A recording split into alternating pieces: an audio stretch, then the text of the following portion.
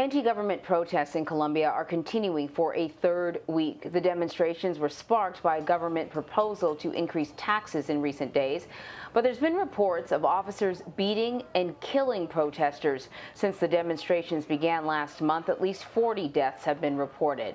So this week, President Duque acknowledged that some officers have been violent, but said that he did not view the problems as systemic. With us now is Marta Lucia Ramirez. She's the Vice President of Colombia, and she joins us from the capital city of Bogota. Madam Vice President, thank you so much for joining us now. I do want to get into these allegations of over-policing and police brutality, but I want to start off with what sparked these protests. Now, to be fair, there had been protests before in Colombia against the government, different groups, whether it was labor groups or indigenous groups, but the introduction of this plan to increase taxes on some staples, I think, is really what ramped things up. That has been taken off the table now. Your government says that they will not introduce these taxes, but the protests continue. So I want to ask you, what are the plans to calm these demonstrations, but also raise the revenue that the government says it needs? Good morning, Anne-Marie and Vladimir. Thank you very much for this invitation, and good morning to your audience. Yes, we are having a very difficult time in Colombia because, as you know, after this COVID, all the countries in the entire world are having a very high tension, not only against government, it's about the future. What the future is going to be if people is losing jobs, if the economy have been affected. So, of course, there is a protest. It's not only against government, it's against this situation. But for us, it's clear that government has a responsibility to listen citizens, to explain citizens, to communicate citizens. And maybe it was a failure in our communication because this protest became very hard when government present in Congress a law to make a reform in taxes. This reform was focused precisely in the opportunity to have better income for very poor families, to improve income for very poor families. But the law was not informed, was not communicated appropriately, so that's why there are some people who are against government, and they use that opportunity to fight government, and this is a kind of burn with this lack of communication and the uncertainty that our population is living. But during this year of the COVID, Colombian government has increased the public debt precisely in order to cover necessities for the poorest in Colombia, in order to avoid that a lot of the middle class come back to a poor class. So we know that this is our main goal, to provide health, to provide vaccines, and also to maintain the economic recovery in order to provide jobs for families. So the protests now are a mix. We are having an economic difficulties. We are having a health tensions because the COVID has been increasing in the last 2 weeks, and it's going to increase more precisely because of the protests. A lot of people without any mask or protection. So we are having the economic tension, the health tension, the jobs tension, and a political tension, because next year we are going to have an election. So people who are against government, people who are in a different political position, they are using this as an opportunity to create this burn. So we have to. So, Madam Vice President, let me just ask you then, for those people who are protesting the actions or inactions of the government, why are police forces using live ammunition against what have been largely peaceful protesters? No, let me say, we have a police which is a civilian police, which is a very well-trained police. Of course, we have a police that is being focused in protection of citizens.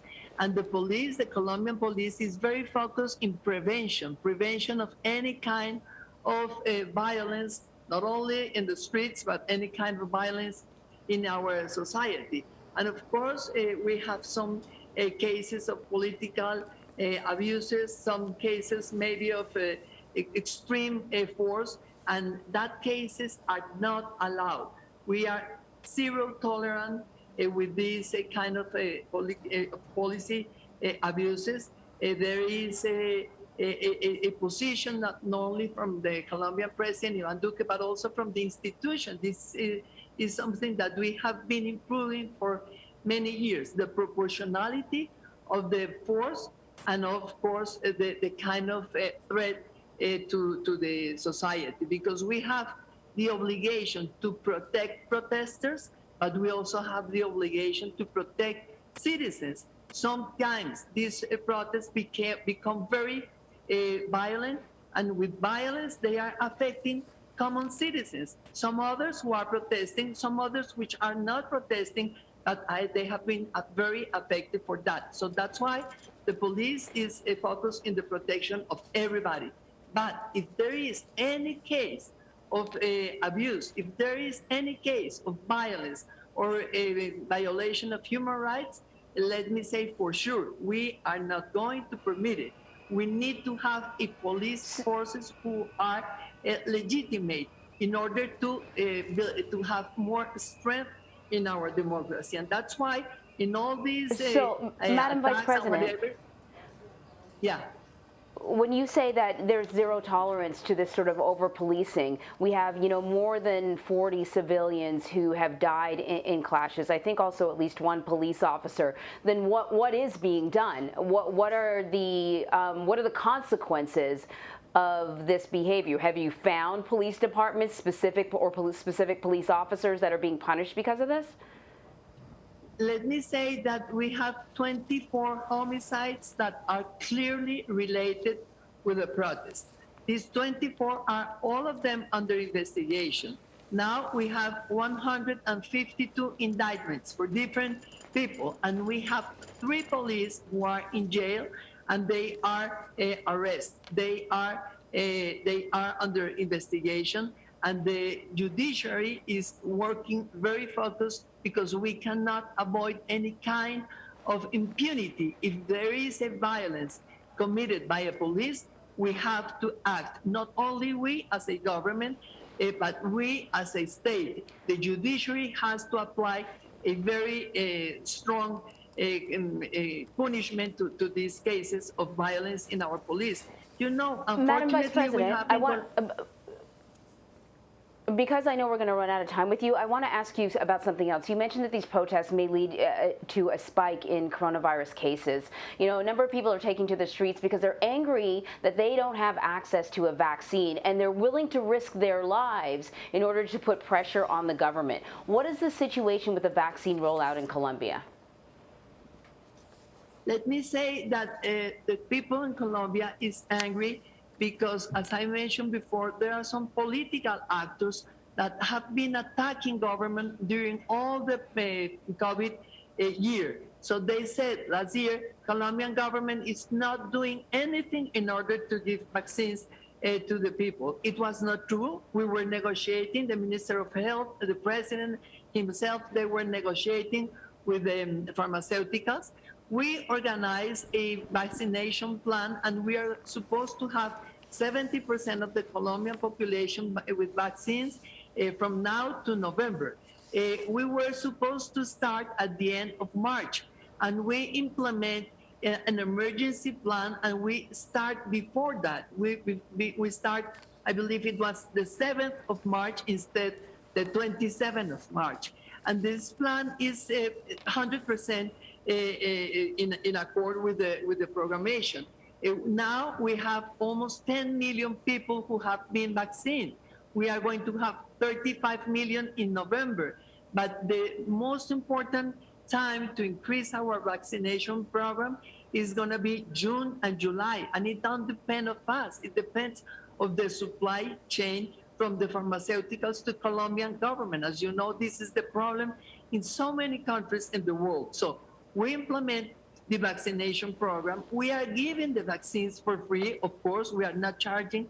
The government is not charging for that.